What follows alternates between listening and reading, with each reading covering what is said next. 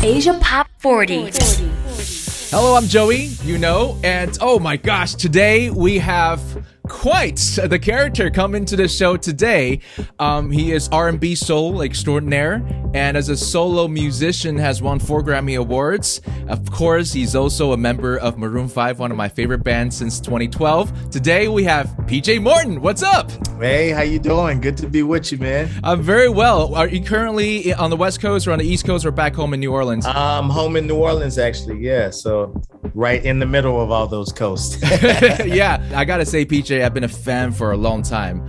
I've been a fan since you recreated the sound of Maroon 5, but when you came out with your rendition of the Bee Gees' How Deep Is Your Love, a tough one right there. Thank you, man. Thank you. Yeah, much love. So you obviously grew up with soul music, right? Soul is in your blood. You started learning how to do music in church, is that right? Yeah, that's right. Yeah, gospel music was the first thing that I was around, which I think soul music is just gospel music talking about, a love for a person or a love for life. Yeah.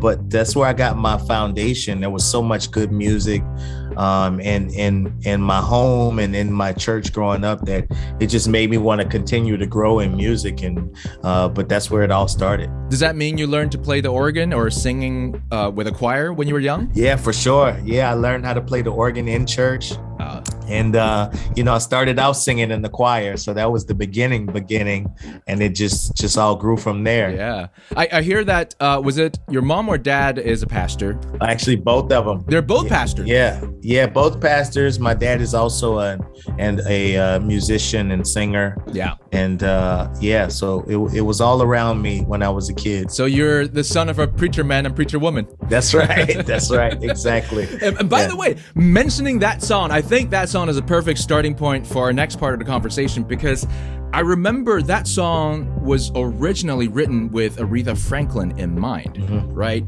Queen of Soul, also from the South. She's from Tennessee. Yeah. And eventually that song became a huge song for someone who's from London, from a middle class family. So in comparison, right, look almost like royalty. And I would say that's kind of your personal story too, because you're from New Orleans.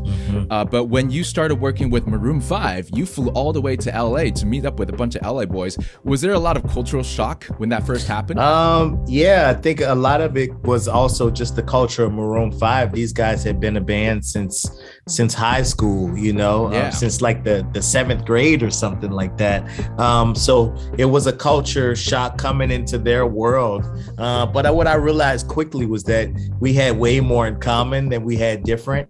And it's been 12 years now. We're like family now.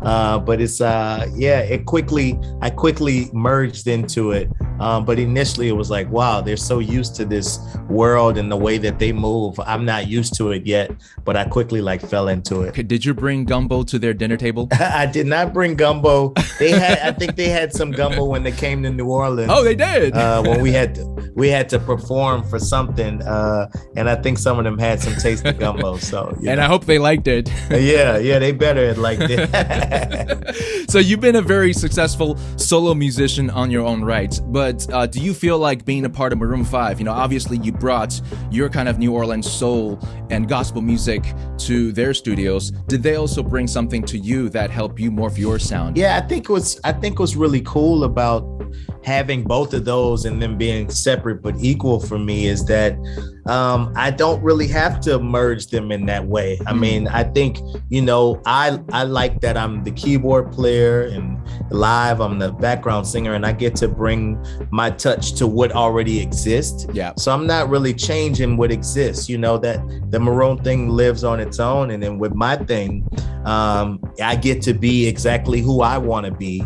I think the biggest impact that Maroon has had on my solo career is that it's allowed me to be totally free and create freely, because there's no pressure to sell records. I mean, a very successful band. It's like I can make music without worry, and I think it allowed me to make some of the best music I've been able to make, because making without pressure it's just the best way to create. Yeah, but I think that says a lot about you as a musician, like that you are so eclectic and versatile that you can go into a completely or almost completely different genre and just shine. Yeah. So now, several albums later, a few Grammys later, and your own record label later, you have a new body of work. It's called Watch the Sun. Yes. Huge collaborations on this one. Yeah. Why is it called Watch the Sun, first of all? I wrote it when we were going through a pretty dark time in the world. We were all shut down, really. Yeah. And but I really started to take note from nature. I got a song called Be Like Water with Stevie Wonder. Yeah. And Watch the Sun was still in that same mindset of, man, I know it seems dark, but when the world is at its darkest, that just means that the sun's coming up pretty soon. So if you just watch the sun, whatever you're going through in life, whether it be your relationship, something in your own personal life, if you watch the sun, you can make it to the next day. So that was the theme. And to that theme, there's a song that I want to talk about later, which is one of my favorites, called Little Too Heavy. But yeah, we'll talk about Stevie Wonder and Nas first, because you mentioned them first. Yeah, it's a huge collaboration that you got. They never worked together, right? It's because of you. No, it's the first time they worked together. Yeah, I mean, I asked Nas to be on it first, but I happened to be working with Stevie, and Stevie recorded it with me first. And then I sent it back to Nas and found out that he had always wanted to work with Stevie.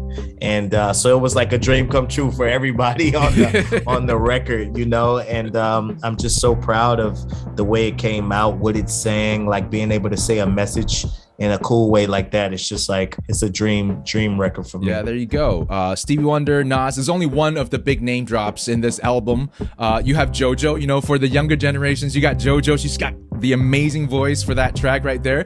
And also you have Debarge, right? From Debarge. Yeah. It's a very eclectic collaborations that you've got. It's like, how did you decide who to grab for each song? It really was the song, the song determined who would be there. And I guess because the songs were eclectic, it made the features eclectic, because all the songs were calling for different things. And I just was so happy. I love when a plan comes together, when you hear a voice and you're actually able to get that voice on there. It's like, that's the ultimate for a songwriter and a producer. So it's like this whole album is a dream come true for me. Yeah, and that song with Debarge, it comes after in the album. It comes after the one I was talking about, one of my favorites, Little Too Heavy. Yeah, I love the way you put the album together, because Little Too Heavy is singing about the darkness of the night, right? How what we went through in the last couple of years is a bit too heavy, and then Debarge kind of lifts it up a little bit after that. That's right. So obviously you spend a lot of time with selecting songs and putting them in the right order. Yeah, that's really important to me. I like to take people on a journey. I don't like the journey to stop. I don't like to put a lot of space. So a lot of times I connect these songs, and it takes me time to make sure they're in the right keys and they're flowing in the right way and everything. And like you said, even thematically, going from Little Too Heavy and lifting you up with On My Way, and then ending you on the positive message with the better benediction after that. All of that stuff is thought out, and even if people don't know it initially, it plays out in some kind of way in your body and your soul when you're listening to it. You could definitely feel it. Yeah. Now, you are turning 41 or already 41 this year? 41, yeah, I turned 41 March 29th. There you go. Yeah, okay, so the people that you grab for your collaboration, they're from one or two generations above you, right? Mm-hmm. So you got that old soul, as we call it here in Asia. So I want to know your perspective on a conceptual album, because this album has a concept. Yeah. But we're living in an age of singles games. So how do you feel like musicians like you, who enjoy that concept of music, work into a day and age where it's all about hit singles? Yeah, I love that you guys also say old soul. We say that in the South too. Yeah, man, we say old soul too, but I think it's really about making what moves you. I think that's ultimately what it should be for any artist, is to be making things that move you. So if that's a single, or if that's a body of work that you want to tell a whole story, I think there are people who work in television, and do 30-minute episodes, and there are people who work in movies and do 3-hour movies. I think it's just a matter of what moves you, and so I don't get into what people are supposed to do. I do think that I'm old enough to remember those albums, and I'm young enough to remember, where we are now with these singles and stuff. And, I play along with all of that stuff.